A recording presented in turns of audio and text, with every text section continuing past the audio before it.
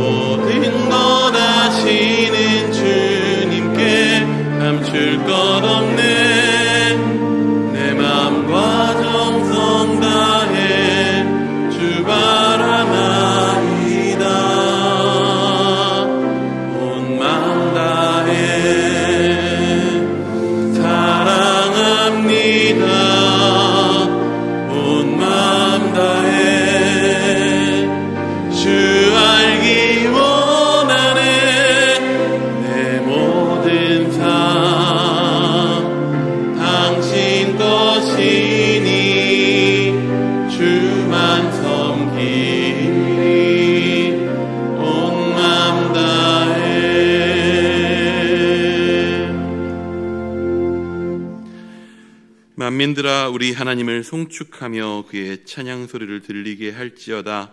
그는 우리의 영혼을 살려두시고 우리의 실족함을 허락하지 아니하시는 주시로다. 하나님을 찬송하리로다. 그가 내 기도를 물리치지 아니하시고 그의 인자하심을 내게서 거두지도 아니하셨도다.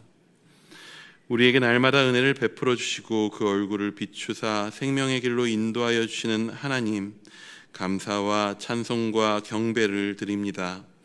예배를 통하여 주님을 만나는 이 시간 우리의 지친 육신을 쉬게 하시고 연약한 마음에는 용기를 더하여 주시고 상처난 영혼들은 사랑의 손으로 어루만져 회복시켜 주옵소서. 예배의 시종을 주님께 온전히 맡겨드리오며 예수님의 이름으로 기원하옵나이다. 아멘.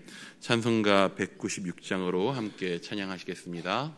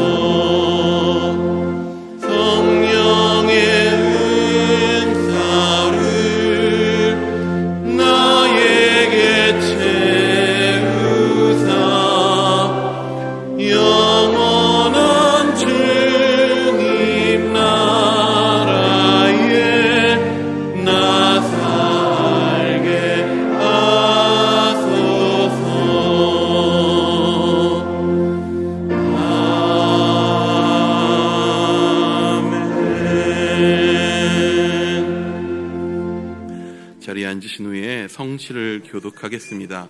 성시 교독문은 에베소서 4장입니다.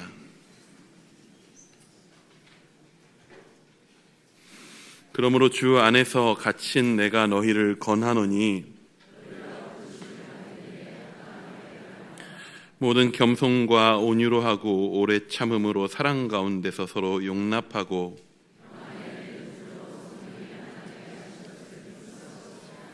몸이 하나요 성령도 한 분이시니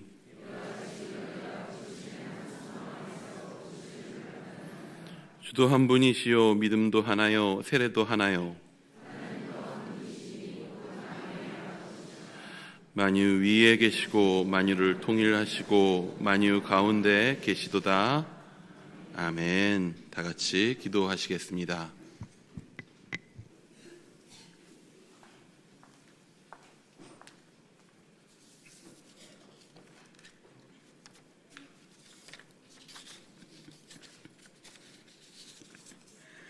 사랑하는 하나님 아버지, 하나님께 찬양드리며 경배합니다. 하나님의 보호하심에 힘입어 올해 벌써 반을 살았습니다. 돌아보면 모든 시간들이 하나님의 은혜요 감사입니다. 오늘도 거룩하게 구별된 주님의 날에 저희가 하나님께 경배드릴 수 있게 불러주시니 감사합니다. 저희의 구원이요 자비로우신 주님, 지난 한 주간도 주님의 사랑과 은혜로 인도하여 주셨음을 감사드리며 허물 많은 저희를 여전히 용서하시고 사랑으로 품어주시며 주님의 보혈의 능력으로 저희를 깨끗게 하시어 오늘 드린 예배도 영광 중에 드리는 거룩한 예배가 되게 하여 주시옵소서. 하나님 아버지, 나라를 위해 기도드립니다. 나라 안팎 소식 듣기가 마음 아프고 거북하고 아픈 환자들의 신음이 들리는 이 시점입니다. 상식이 통하고 공평하고 정의로운 나라가 되기를 간구합니다. 하나님께서 허락하시고 세우신 이 나라 지도자들이 정직하고 신실하며 진정 국민을 위해 애쓰는 사람들이길 소망하며 하나님의 인도하심을 구합니다. 교회의 주인 되신 주님, 우리 교회가 하나님의 마음을 시원하게 하고 흐뭇하게 해드리는 교회가 되도록 성령님의 섬세한 간섭과 인도하심을 구합니다. 하나님의 생명을 전하는 통로로 사용하여 주시옵소서. 함께 예배하는 교회로 주변에 선한 영향력을 끼치는 아름다운 소문이 넘치고 구원의 역사가 넘쳐나는 그런 교회가 되게 하여 주시옵소서. 하나님 아버지, 여름이 다가오면서 쉐마학교 캠프를 시작으로 다음 세대들에게 복음의 깊은 자리로 인도하는 교회학교 여름 사역을 기도하며 준비하는 중입니다. 풍성한 생명잔치가 될 수 있도록 인도하여 주시옵소서. 또한 천하보다 귀한 영혼들에게 하나님의 복음을 가르치는 교회 안의 모든 선생님들을 기억하여 주시옵소서. 한 학기 동안 모이기를 힘쓰며 성도 간에 서로 위로하며 기쁨을 나누던 다락방도 더운 여름 동안 잠시 쉼을 갖습니다. 애쓰고 수고한 순장님들을 기억해 주시고 그들의 섬김에 복을 더하여 주시옵소서.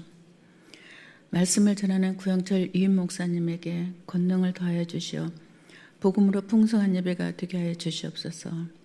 이윤 목사님을 더욱 강건하게 지켜주시옵고 만남의 복을 허락하시어 항상 돕는 손길이 있게 하시고 날마다의 삶이 은혜로 풍성하게 채워 주시옵소서. 쉬운 찬양들을 통하여 드리는 찬양을 받아주시옵고 그들의 삶이 찬양이 되게 하여 주시옵소서. 선교지에서 헌신하는 선교사님들을 기억하여 주시옵고 병상에서 주님의 취하심을 간절히 간구하는 주의 자녀를 긍휼히 여겨 주시옵소서. 직장에서 또는 각자의 사정으로 온라인 예배 드리는 성도들에게 은혜 베풀어 주시길 원하며 예배를 위해 섬기는 손길들에게 복의 복을 더하여 주시옵소서.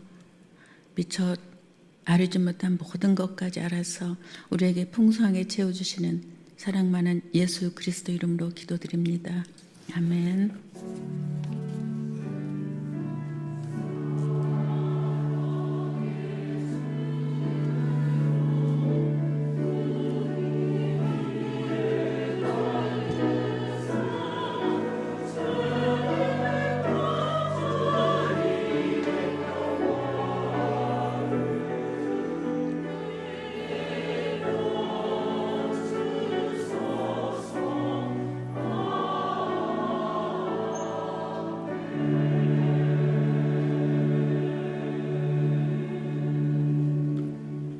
다 함께 자리에 일어나셔서 마음과 정성을 다해 드린 예물을 봉헌하겠습니다.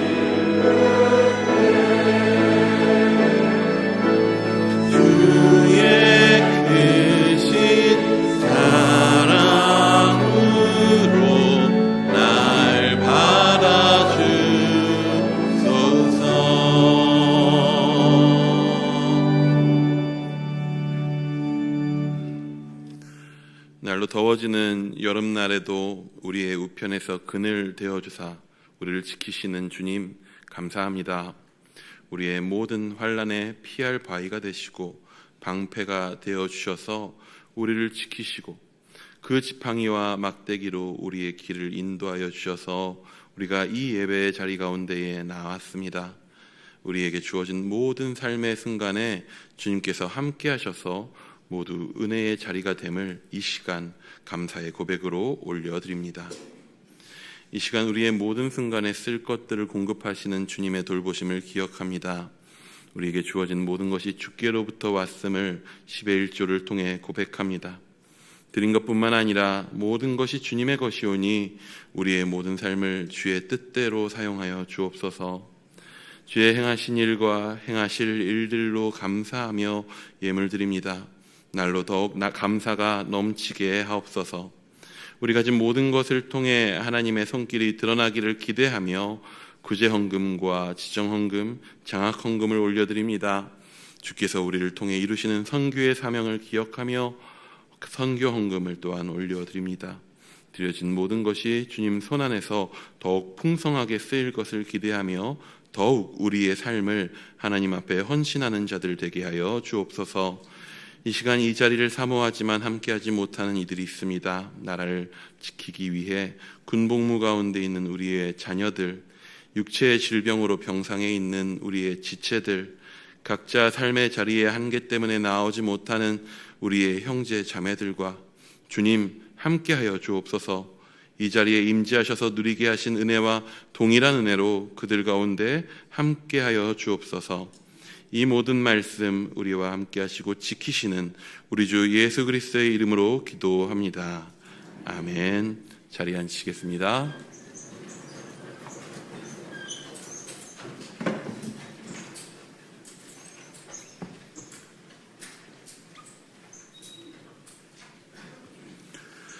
나눔의 시간입니다. 옆에 있는 분들과 주님 주신 사명을 따라가는 예배자가 됩시다 라고 축복하며 인사하겠습니다.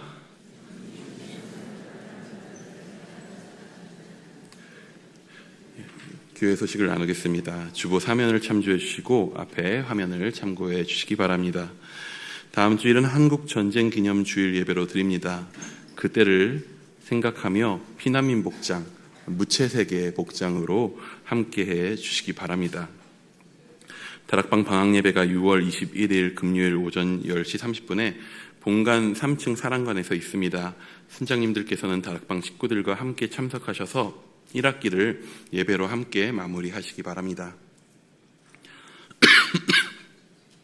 교회학교 여름사역 일정이 시작됩니다. 일정을 확인하시고 우리 자녀들의 풍성한 여름잔치가 될 수 있도록 기도와 협력을 부탁드립니다. 자세한 내용은 주보 2면을 참고해 주시기 바랍니다. 쉐마학교 1일 캠프가 6월 22일 토요일 오전 9시 30분에 청소년센터 3층 생명관에서 진행됩니다. 기존 쉐마학교 참가자들과 쉐마학교에 관심 있는 모든 자녀들의 많은 참여 부탁드립니다. 강성건 안수집사 박경혜 집사의 아들 강시온 군이 장수연 양과 6월 22일 토요일 오후 1시 30분에 광명 역사 컨벤션 웨딩홀에서 결혼식을 가집니다. 새롭게 출발하는 가정을 축복해 주시기 바랍니다. 교회 출발은 오전 11시 40분입니다. 6월 18일 화요일에서 20일 목요일까지 전체 교역자 세미나가 진행됩니다. 오가는 길을 위하여서 기도해 주시고 또한 그곳에서 하반기 사역과 내년 사역들을 함께 기도하며 준비할 때 주님께서 지혜 주시기를 또 함께 기도해 주시기 바랍니다. 새가족 등록 신청을 받습니다. 교회에 등록하셔서 행복한 신앙생활 하시기 바랍니다. 등록은 예배 후 2층 나눔의 방에서 해주시기 바랍니다. 오늘 하나님께서 우리에게 허락하신 말씀은 사도행전 21장 1절에서 16절까지의 말씀입니다. 사도행전 21장 1절에서 16절까지의 말씀 신약 224면에 있습니다. 사도행전 21장 1절에서 16절까지의 말씀을 봉독해 올리도록 하겠습니다.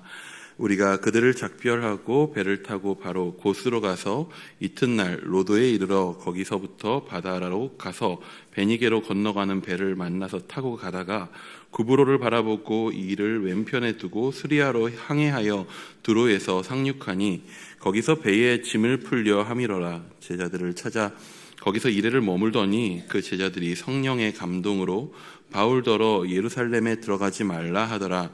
이 여러 날을 지낸 후 우리가 떠나갈새 그들이 다 그 처자와 함께 성문 밖까지 전송하거늘 우리가 바닷가에서 무릎을 꿇어 기도하고 서로 작별한 후 우리는 배에 오르고 그들은 집으로 돌아가니라.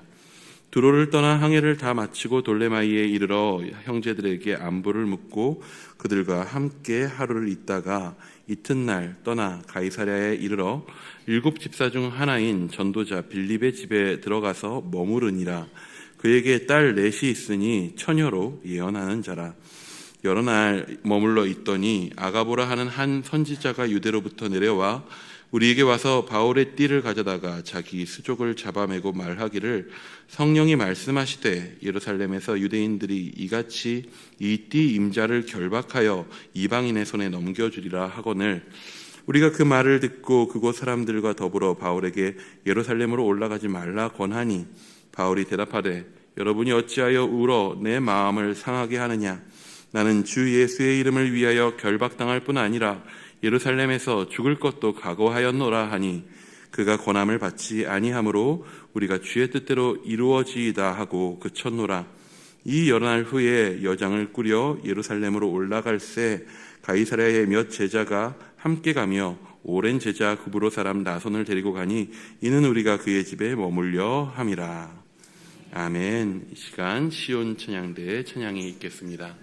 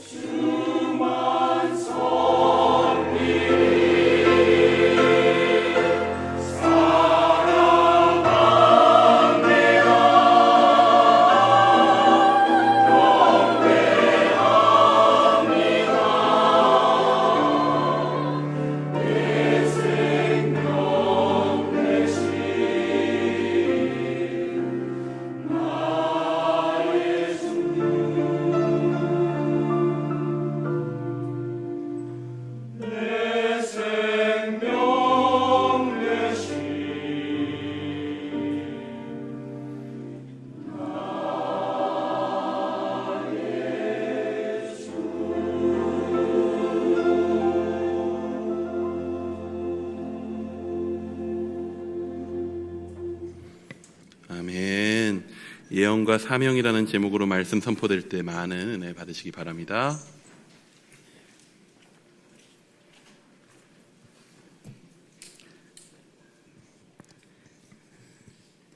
지난 봄학기 때 10주에 거쳐서 저희 교회는 예수 제자 학교 치유사역반에서 치유사역의 일환으로 참여하신 많은 분들에게 예언사역을 실시했었습니다. 많은 분들이 10주 동안 계속되는 사역을 통해 은혜를 누렸고, 또 그동안 불안과 초조함에 눌려있던 많은 분들이 하나님의 임재를 경험하면서 치유를 경험했고, 또 어려운 상황을 이겨낼 수 있는 용기를 얻었었습니다. 저는 어려서부터 이런 예언 사역을 행하시는 사역자들을 많이 접해 보았습니다.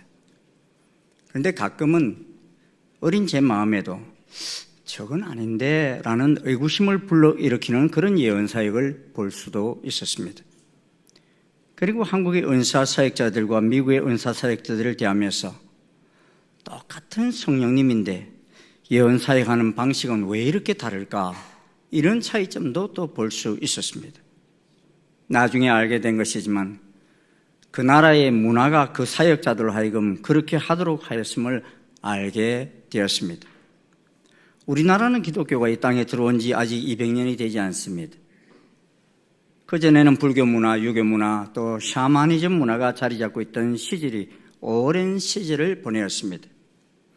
그러다 보니 기독교가 이 땅에 들어왔고, 또 복음을 전해주신 선교사님들이 다 서양 사역자인데도 이상하게도 이 땅에서는 이 땅의 문화와 접목되어서 섬겨지는 모습을 볼 수 있었습니다.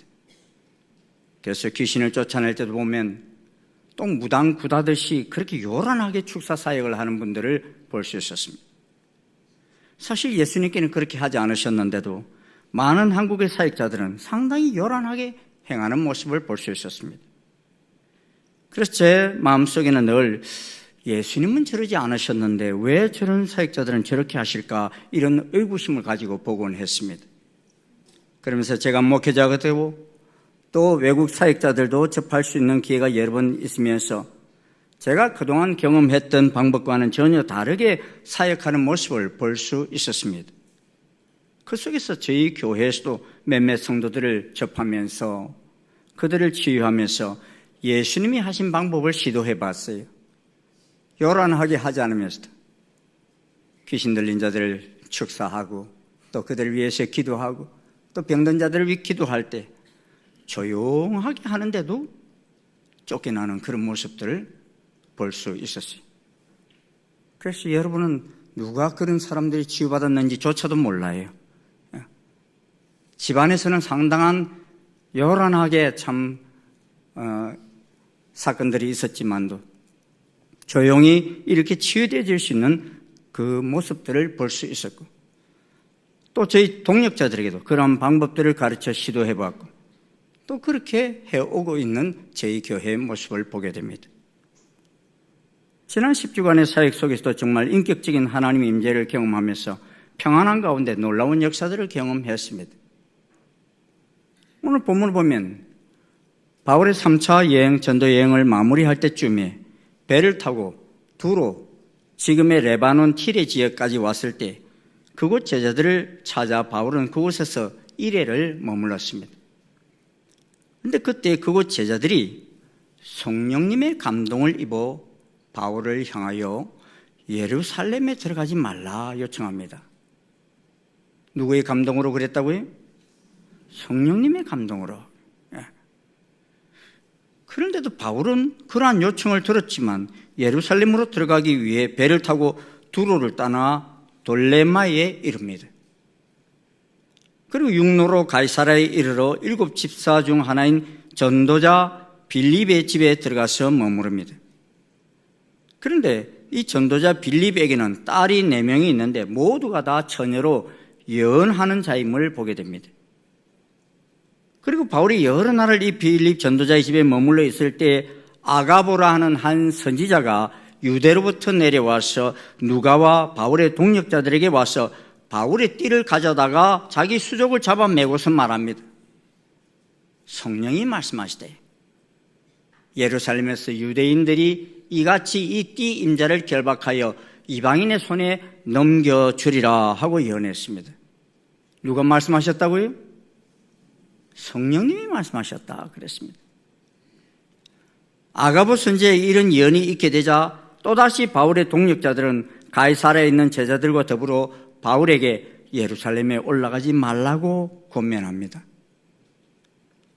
사실 바울이 다닌 여러 성에서 만난 제자들의 한결같은 예언은 바울이 예루살렘에 올라갈 때 환난과 핍박이 뒤따른다고 예언했습니다. 그런데 이 예언의 본질은 바울로 하여금 예루살렘에 올라가지 말라는 예언이 아닙니다. 하지만 사람들은 바울을 아끼고 사랑하는 나머지 바울에게 이런 일이 닥치지 않기를 원하므로 자신들의 생각을 더하여 지나치게 그 예언을 해석함으로써 바울로 하여금 예루살렘으로 가는 길을 막아서려 하였습니다. 여러분, 예수님께서 예루살렘에 올라가서 대제사장들과 서기관들에 의해 이방인의 손에 넘겨져서 십자가를 지실 것을 말씀하시자 베드로가 어떻게 반응합니까? 절대로 그런 일은 일어날 수 없다고 말합니다. 아주 붙들고 항변하면서 주여 그리 마옵소서, 이 일이 결코 주께 미치지 아니하리다 그랬습니다. 그런데 예수님은 그렇게 행동하는 베드로에게 사탄아 내 뒤로 물러가라, 너는 나를 넘어지게 하는 자로다. 네가 하나님의 일을 생각하지 아니하고 도리어 사람의 일을 생각하는도다 하였습니다. 예수님으로 하여금 예루살렘으로 올라가지 못하게 하는 일은 사탄의 일이요 사람의 생각이라는 것입니다.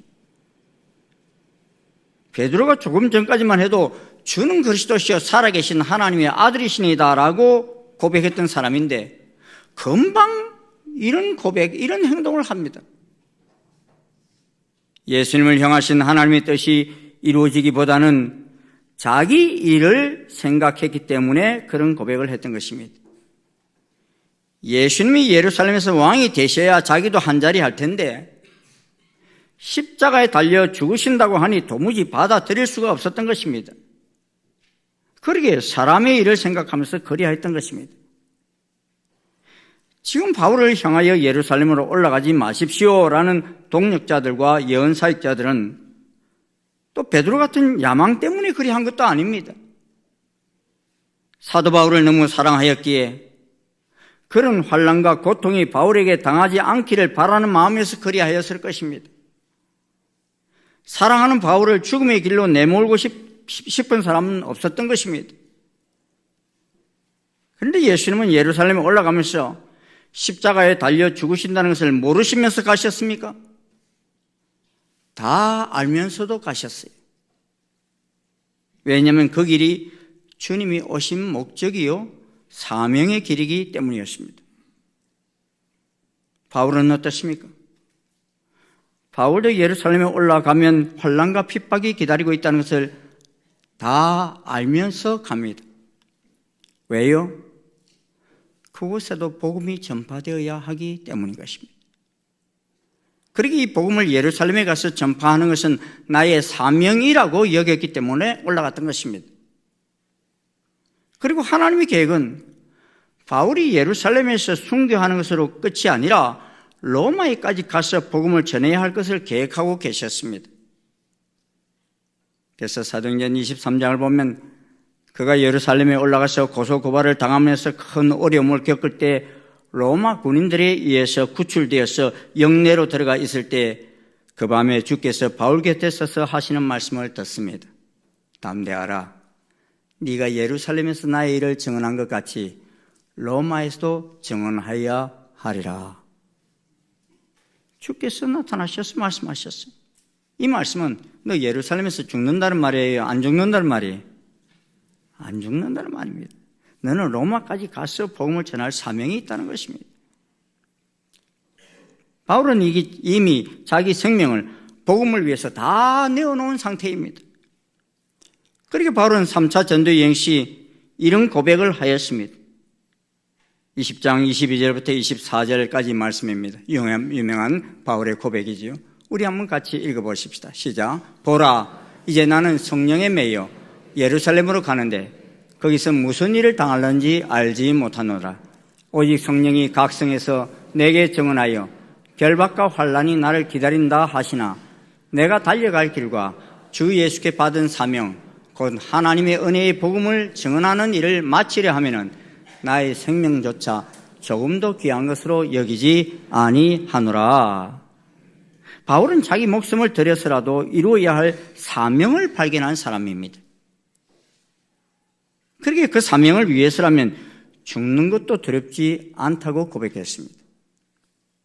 마틴 루터 킹은 자기 목숨과도 바꿀 수 있는 무언가를 발견하지 못한 사람은 살아야만 할 이유가 없다 그랬어요. 많은 사람들이 돈을 벌지 못하겠다고 자살하고 유명해지지 못했다고 아프다고 무시당한다고 막 자살을 합니다. 이건 무엇입니까? 하나님이 나를 이 땅에 보내신 사명을 발견하지 못하였기 때문에 그러한 것입니다. 여러분, 하나님께서 여러분을 이 땅에 보내신 목적과 사명을 아십니까? 나를 오늘까지 살려주셨다는 것은 내게 오늘도 살아야 할 사명이 있기 때문인 것입니다. 그래서 저는 마틴 루터 킹 목사님 말씀을 이렇게 바꾸고 싶어요. 우리 한번 같이 읽어보십시다. 시작. 자기 목숨과도 바꿀 수 있는 무언가를 발견하지 못한 사람은 하나님이 나를 이 땅에 보내신 사명을 발견하기 위하여 최선을 다하고 사명을 발견한 후에는 이를 이루기 위해 생명을 다하라. 제가 수정한 겁니다. 저는 여러분들이 사명을 발견하지 못했으면 그 보내어진 사명을 발견하기 위해 최선을 다하실 수 있기를 바랍니다. 그리고 사명을 발견했다면 이를 위해서 생명을 다하여 달려가는 귀한 삶이 되시기를 주의 이름으로 축원합니다. 이 사명을 다 이루고 생을 마친 분들은 다 한결같이 다 이뤘다 하고 고백하며 이 땅에서 생을 마치지 않습니까? 예수님은 33살의 십자가에서 다 이뤘다 하셨습니까? 아니면 너무 젊게 죽어서 억울하다 그러셨습니까? 33살에 돌아가시면서도 다 이뤘다 그러시면서 돌아가셨습니다. 사명을 다 하셨기에 다 이뤘다 하신 것입니다. 그런데 바울은 감옥에 갇혀 있을 때 그런 고백을 합니다. 내가 이미 얻었다 함도 아니요 온전히 이뤘다 함도 아니라 오직 내가 그리스도 예수께 잡힌 바 된 그것을 잡으려고 달려가노라. 형제들아, 나는 아직 내가 잡은 줄로 여기지 아니하고 오직 한 일, 즉 뒤에 있는 것을 잊어버리고 앞에 있는 것을 잡으려고 표대를 향하여 그리스도 예수 안에서 하나님이 위에서 부르신 부름의 상을 위하여 달려가노라. 지금 감옥 안에 있으면서 달려가는 꿈을 꾸고 있어요. 왜? 아직 자기가 해야 할 사명을 다 이루지 못했다 생각했기에 그것을 위해서 난 달려간다 이런 꿈을 꿉니다. 그럼 바울이 인생 말년에 가서는 뭐라고 고백합니까? 디모데후서 4장 7절 8절입니다. 같이 한번 읽어보십시다. 시작. 나는 선한 싸움을 싸우고 나의 달려갈 길을 마치고 믿음을 지켰으니 이제 후로는 나를 위하여 의의 멸류관이 예비되었으므로 주 곧 의로우신 재판장이 그날에 내게 주실 것이며 내게만 아니라 주의 나타나심을 사모하는 모든 자에게 도니라. 아멘. 그는 순교하기 전에 이제 나의 달려갈 길을 다 마쳤다 이렇게 고백합니다. 그러게 이젠 죽어도 좋다는 것입니다. 저는 바울의 이 고백이 우리의 고백이 될 수 있기를 주의 이름으로 축원합니다. 여러분 다 돌아가실 때 다 이뤘다. 주께서 내게 맡겨주신 사명을 다 마쳐서 감사합니다. 그리고 임종할 수 있으면 얼마나 좋을까 생각해요. 여러분 다 그렇게 사시기를 축원합니다. 막 죽기 직전에 아이고 내가 좀 더 해야 되는데 이제 막 그때서 발부둥 치고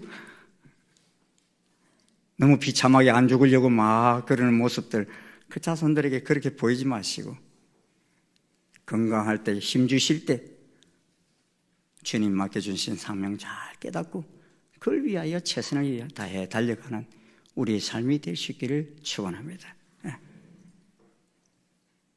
그럼 바울에게 환난과 핍박이 기다린다고 하는 예루살렘을 모든 사람이 올라가지 말라고 하지만도 배를 타고 또 육로로 한 걸음 한 걸음씩 예루살렘으로 올라가는 바울을 우리는 보고 있습니다. 저는 이 본문을 접하면서 동역자들이 예언을 잘못한 것인가? 아니면 바울이 성령님의 지시에 불순종하는 것인가 하는 물음을 물어봅니다. 왜 성령님께서 계속 말씀하셨다고 했기 때문에. 첫 번째 가능성은 이런 가능성이 있습니다. 두로의 제자들이 예언할 때 성령님이 예루살렘으로 들어가지 말라고 하셨을 가능성입니다. 그러다가 나중에 다시 예루살렘으로 들어가라고 바뀌었을 가능성이 있습니다. 여러분 요한복음 2장에 보면 가나 혼인잔치에서 보면 마리아가 저들에게 포도주가 없다라고 했을 때 예수님께서는 여자여 나와 무슨 상관이 있나이까 내 때가 아직 이르지 아니하였나이다 라고 말하면서 거절합니다. 그런데 마리아가 그럼에도 불구하고 하인들에게 너희에게 무슨 말씀을 하시든지 그대로 하라 라고 하였습니다. 그러자 예수님은 그들에게 이르되 항아리에 물을 채우라 하시고 적시 떠서 연회장에게 갖다 주라 하십니다. 조금 전에 내 때가 아직 이르지 않았다 그랬는데 그러면서 이제는 때가 되었다라고 말씀하십니다. 그 짧은 시간이지만 그 순간에 때가 바뀌어서 그렇게 바뀐 행동을 하십니다. 이런 경우들이 허다히 있습니다. 요한복음 7장 3절에도 보면 예수님의 형제들이 예수님께 초막절 명절에 당신이 행할 일을 제자들에게 보게 여기를 떠나 유대로 올라가소서 합니다. 그런데 예수님은 내 때가 아직 이르지 아니하였거니와 너희 때는 늘 준비되어 있느니라 하면서 안 간다고 하십니다. 그런데 요한복음 7장 10절에 보면 그 형제들이 명절에 올라간 후에 자기도 올라가시되 나타내지 않고 은밀히 가시니라 그랬습니다. 형제들은 나타내라고 했는데 예수님은 은밀히 가셨어요. 이런 경우에도 때가 바로 바뀌었기 때문에 뜻을 바꾸셔서 행동하셨을 가능성이 있습니다. 단지 방법만 형제들이 원하는 방법대로 하지 아니하고 은밀하게 가셨던 것입니다. 두 번째 가능성은 두로의 제자들이 성령님의 감동으로 바울이 예루살렘에 올라가면 결박당하는 것을 환상으로나 꿈으로 보았습니다. 그런데 그 환상이나 꿈을 보고서는 해석하기를 이는 바울로 하여금 예루살렘으로 올라가지 말라는 뜻이다. 그러기에 우리가 바울의 예루살렘행을 막아야 한다. 이렇게 해석한 것입니다. 저는 이 본문의 사건이 후자인 것으로 예측합니다. 그런데 바울은 그러한 이야기를 듣고 올라갑니다. 그런데 왜 바울은 그러한 성령님의 음성을 듣고서도 올라가는 것으로 결정을 내립니까? 이에 대해서 플러신학교 피터 와그너 교수님 같은 분은 이는 사도 사역과 선지자 사역의 차이 때문이다. 이렇게 말씀합니다. 선지자의 사역은 보여주는 것을 말씀하면 되는 반면에 사도는 그 모든 것을 종합하여 결정할 사역권을 가지고 있기 때문이다. 그랬습니다. 그러니까 선지자는 보여준 것만 말하면 되는데 해석까지 하면 안 되는데 보여준 거에다 해석까지 하니까 문제가 생기는 것입니다. 그러므로 바울은 자기가 예루살렘으로 올라가면 핍박과 환란이 기다리고 있다는 사실을 인식합니다. 그럼에도 불구하고 자기는 결박되어 그곳에서도 복음을 전해야 한다는 사실을 알기에 두로의 제자들은 예루살렘으로 들어가지 말라 하였지만 들어간 것입니다. 바울은 19장 21절에 보면 이 일이 있은 후에 바울이 마게도니아와 아가야를 거쳐 예루살렘으로 가기로 작정하여 이르되 내가 거기 갔다가 후에 로마도 보아야 하리라 그랬습니다. 예루살렘이 이러면 끝이라는 것입니까? 아니라는 거예요. 예루살렘 거쳤어. 로마까지도 갈 꿈을 하나님께서 이미 내게 주셨다는 것입니다. 로마의 황제들은 유대인들을 로마에서 쫓아내고 있을 때에 그는 로마로 갈 것을 내다보았던 것입니다. 그러면 어떤 때는 이렇게 예언의 해석이 지나칠 때가 있습니다. 그럴 때 예언의 해석이 잘못되어져 혼돈을 가져올 수 있는 것입니다. 그러므로 예언 사역은 철저하게 오늘 교회의 건의 아래서 행해져야 합니다. 또 교회의 허락 없이 예언 사역을 행하는 것은 교회로 하여금 큰 혼란을 가져올 수 있기에 충분히 훈련되어진 다음에 행해져야 합니다. 여러 사람들이 바울로 하여금 예루살렘에 올라가지 말라고 할 때 바울은 말씀합니다. 여러분이 어찌하여 울어 내 마음을 상하게 하느냐? 나는 주 예수의 이름을 위하여 결박당할 뿐만 아니라 예루살렘에서 죽을 것도 각오하였노라 합니다. 그러자 사람들이 자기들의 권함을 받지 않음을 알고 우리가 주의 뜻대로 이루어지다 하고 거쳤습니다. 무슨 말입니까? 바울의 예루살렘 입성 결정을 듣고 나서 그들은 우리의 해석이 바른 것이 아니라 주님의 뜻은 바울이 예루살렘에 입성하는 것이기에 그 뜻대로 되기를 바랍니다 하는 고백을 드리고 있는 것입니다. 여러분, 우리가 이런 해석을 잘해야 돼요. 미국에서 한 이 성령 사역하는 이 사역 공동체에서 예언 사역을 이렇게 실습을 한 적이 있어요. 예언 사역을 실습할 때는 어떻게 하는가 하면은 상대가 누군지를 전혀 모르는 사람끼리 짝을 지어서 해요. 상대가 누군지를 알면은 뭐가 나오겠어요? 자기 선입견이 들어갈 수 있잖아요. 그래서 전혀 서로를 모르는 사람끼리 짝을 지어서 보이는 대로 예언을 할 수 있도록 그렇게 했는데 두 사람이 전혀 낯선 사람이 짝을 지어서 한 사람이 먼저 예언을 합니다. 그를 위해서 기도하는데 뭐가 보이는가 하면 달러가 딱 보이면서요 횡령이라는 글자가 딱 보이는 거예요. 상대방을 위해서 기도하는데 여러분 그때 뭐라고 예언을 해야 됩니까? 예? 이 사람은 그랬어요. 당신 뭐 공금을 횡령한 적 있냐? 이렇게 상대방에게 말했어요. 그러니까 이 상대방이 내가 회사 사장인데 내가 무슨 공금을 횡령한단 말이야. 이거 좀 이상하다. 그러면서 그냥 그 사역을 훈련하던 사역을 안 해버리고 가버렸어요. 집에. 그런데요 3일 뒤에 그 회사 사장인 그 회사의 격리 담당이 회사 돈을 횡령해서 도망을 가버린 거예요. 여러분 그 예언 사역 할 때 본 게 제대로 봤어요 안 봤어요? 예? 제대로 봤는데 해석을 잘했어요 못했어요? 해석을 잘못한 거예요. 이런 실수를 너무 많이 하는 거예요 사람들이.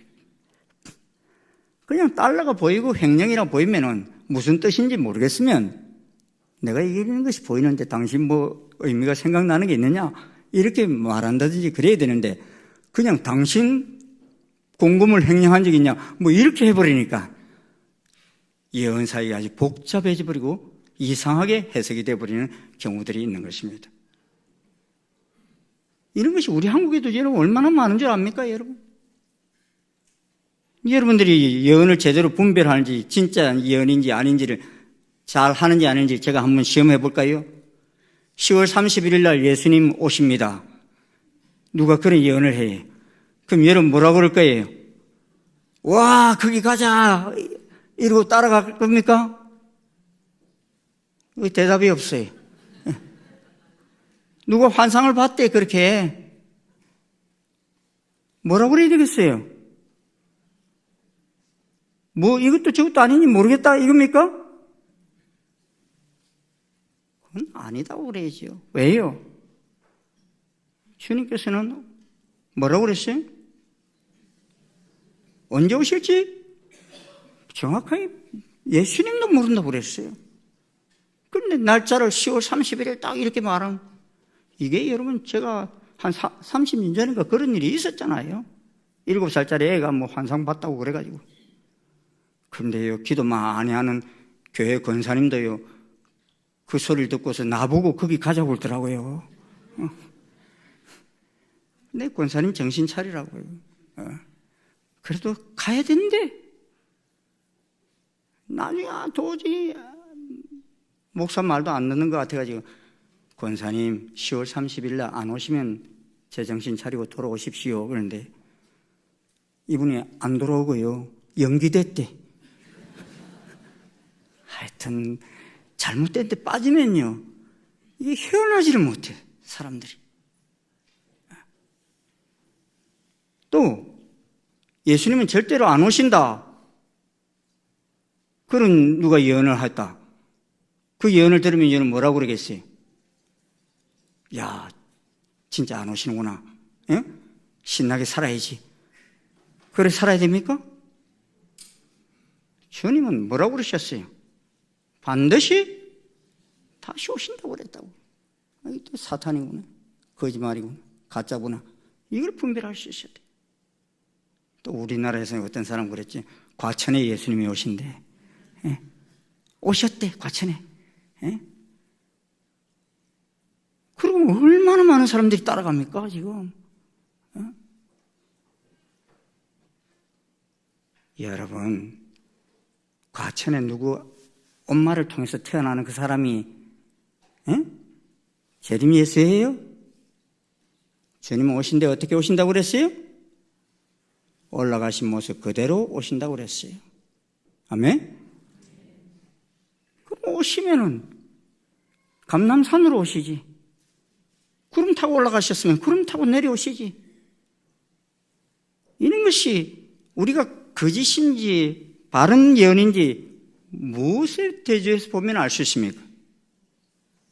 이미 말씀하신 하나님의 말씀을 놓고 보면은 이게 바른 예언인지 아닌지를 분별할 수 있는 것입니다. 그런데 이런 것이 자꾸만 자기 감정, 자기 생각이 들어가게 되면, 자기 해석이 들어가게 되면 그런 예언이 변질되어 버리는 경우들이 너무나 많은 것입니다. 오늘 본문에서만 봐도 그런 많은 예언들을 보지 않습니까?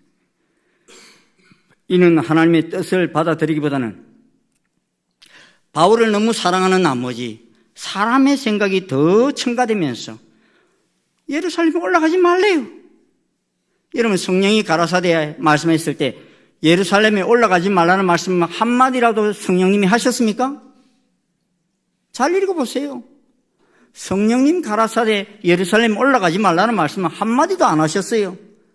단지 예루살렘에 올라가면 환난과 핍박이 기다린다, 이런 환상은 보여주셨어요. 그 해석을 사람들이 뭐라고 그래요? 환난과 핍박이 기다리니까 올라가면 안 된다, 이렇게 해석을 해버리는 거예요. 여러분, 그건 잘못된 해석이에요. 어떻게 해석해야 되겠어요?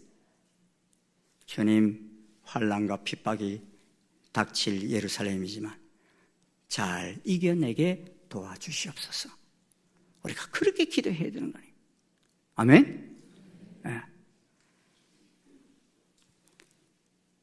사람들이 왜 이렇게 속느냐? 모든 예언 속에서 세상이 보기에 형통한 길만 추구하려고 하기 때문인 것입니다. 하지만 하나님 말씀엔 세상 사람들이 보기에 형통한 길만 있는 것이 아닙니다. 어떤 때는 정말 고통스러운 사명이 주어지기도 합니다.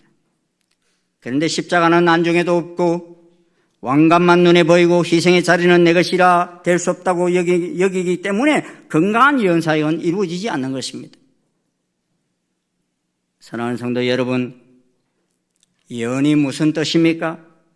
오늘 본문에서 우리말 예언하다라고 번역된 헬라어 동사 프로페티오는 구약에서 사용된 히브리어 동사 나바를 헬라어로 번역한 것입니다. 히브리어 동사 나바는 본디 하나님이 주신 말씀을 맡았다 하는 의미입니다. 그리고 하나님 말씀을 맡은 사람을 히브리어로 나비라고 하는데, 이 나비를 우리말로 예언자라고 번역하고 있습니다. 하지만 히브리어 나비는 한자로 미리 예자를 사용하는 예언자라는 뜻만이 아니라 맡길 예자, 같은 한자인데 두 뜻을 가지고 있지요. 맡길 예자, 즉 예금할 때 이 예자를 말하는 예자로도 이루어진 예언입니다. 은행이 사람들의 예금을 책임지고 맡듯이 하나님 말씀을 책임지고 맡은 사람들이 예언자들이라는 것입니다. 즉 성경에 등장하는 수많은 선지자들은 하나님 말씀으로 과거와 현재와 미래를 해석하면서 자신의 시대와 세상을 바르게 추스른 예언자들이라는 말입니다. 말씀으로 시대와 역사를 해석하며 자신과 타인의 삶을 말씀 위에 바로 세워주는 자라는 말입니다. 그리고 오늘 본문의 제자들은 자신들에게 주신 예언을 과다하게 해석함으로 바울로 하여금 예루살렘에 올라가지 말라고 강권한 것입니다. 하지만 최종적으로는 바울이 예루살렘에 올라가야 하는 것이 하나님의 뜻임을 깨달았을 때 그들은 돌이켜 자신들의 잘못된 해석을 내려놓음으로 합력하여 선을 이루었습니다. 그것은 그들이 성령님의 이끄심에 순종하는 무리들이었다는 증거입니다. 그리고 하나님 뜻에 순종하겠다는 결단을 고백하였을 때 그들에게 주신 사명이 성취되는 길이 열렸고 하나님의 나라가 예루살렘에서 뿐만 아니라 로마에까지 퍼져나가는 역사를 본 것입니다. 사랑하는 여러분, 우리는 지금 마지막 때를 살아가고 있는 그리스도인입니다.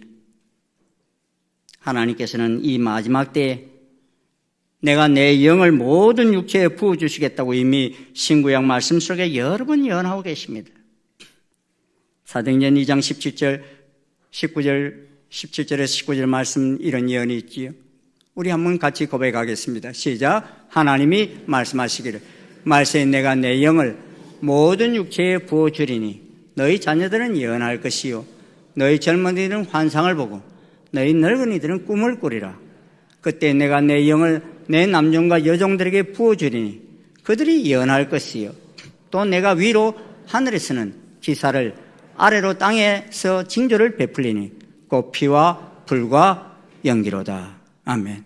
이 구약의 요엘 선지자에게 주신 언약의 약속이죠. 피와 불과 연기가 뭡니까? 마지막 때 주님 오시기 전에 전쟁이 많겠다는 것을 보여주시는 거죠. 마지막 때가 되면 이스라엘이 여러 나라, 여러 민족 가운데 모아 데리고 고국 땅으로 들어가게 되며 또 새 영을 너희 속에 두고 새 마음을 너희에게 주되 너희 육신에게 굳은 마음을 제거하고 부드러운 마음을 줄 것이며 또 내 영을 너희 속에 두어 너희로 내 율례를 행하게 하리니 너희가 내 규례를 지켜 행할지라 하였습니다. 오늘 이 시대는 이 약속의 예언들이 성취되는 것을 보는 시대에 우리가 살고 있습니다. 이스라엘이 열방 속에서 돌아오는 것을 지금 목격하고 있는 우리들입니다.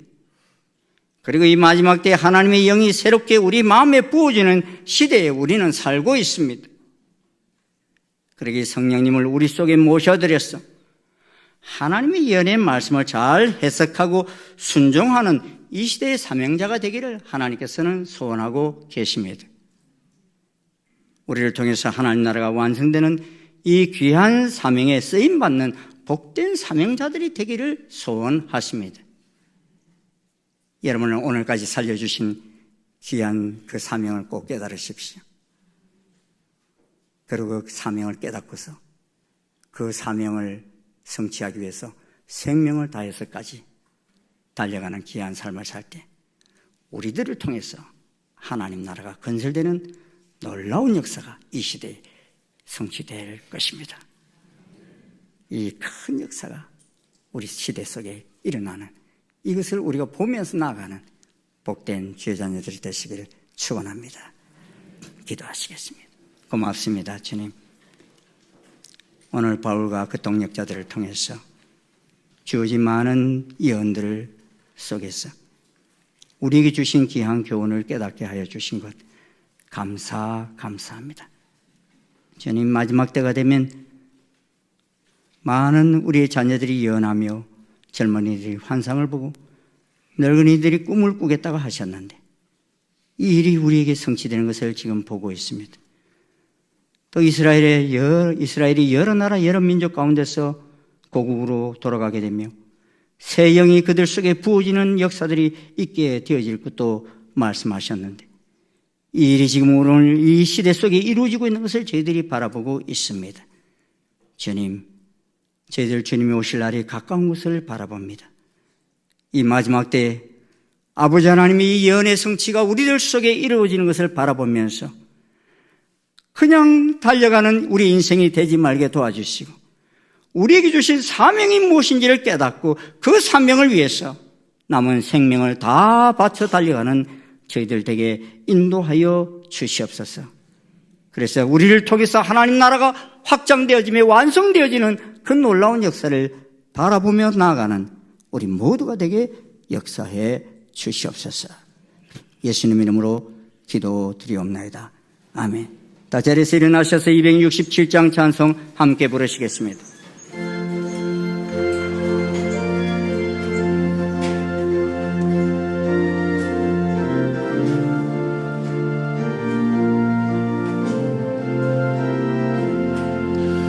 주의 확실한 약속의 말씀 듣고 주만 믿으면 구원을 얻으리라. 할렐루야 할렐루야 내가 예수를 믿어 그의 흘리신 피로 내 죄 씻었네. 할렐루야 할렐루야 내가 예수를 믿어 그의 흘리신 피로 내 죄 씻었네. 나의 갈 길이 험하고 위험하나 항상 도수의 도우심 믿고 가네. 할렐루야 할렐루야 내가 예수를 믿어 그의 흘리신 피로 내 죄 씻었네. 할렐루야 할렐루야 내가 예수를 믿어 그의 흘리신 피로 내 죄 씻었네. 좌의 천사들 둘러서서 우리 구주를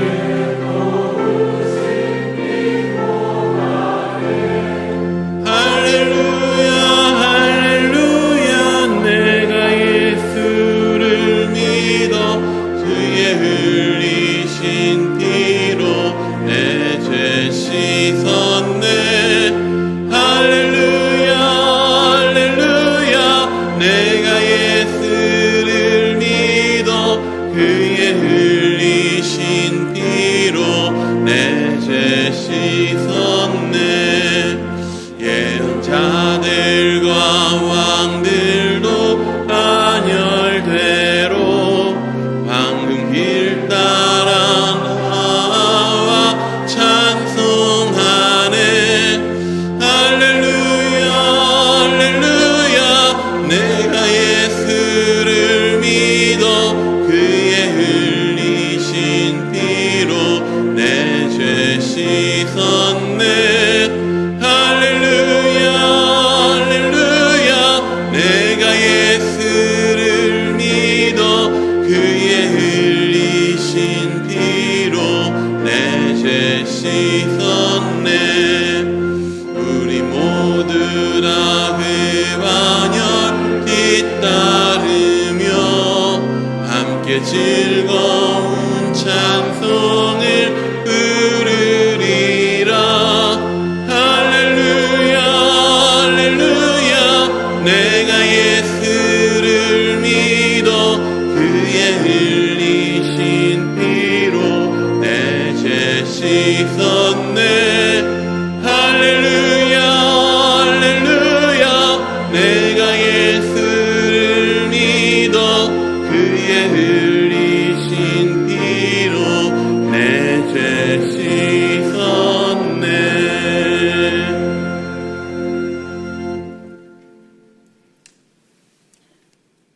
이 땅의 예언을 따라 다윗의 후손으로 오셔서 십자가에서 죽기까지 복종하신 우리 주 예수 그리스도의 한량없으신 은혜와 지금도 말씀하신 대로 그대로 그 역사를 다 성취하고 계시는 하나님 아버지의 지극하신 사랑과 성령님의 교통, 역사, 인도하심이 오늘도 주의 이 예언의 말씀을 듣고 바르게 해석하며 순종함으로 말미암아 하나님의 뜻을 이 마지막 때 세상 끝날까지 이루기를 소원하며 나아가는 아버지 모든 주의 자녀들 머리 위에 그 발걸음 위에 지금부터 영원토록 함께 하옵시기를 간절히 축원하옵나이다.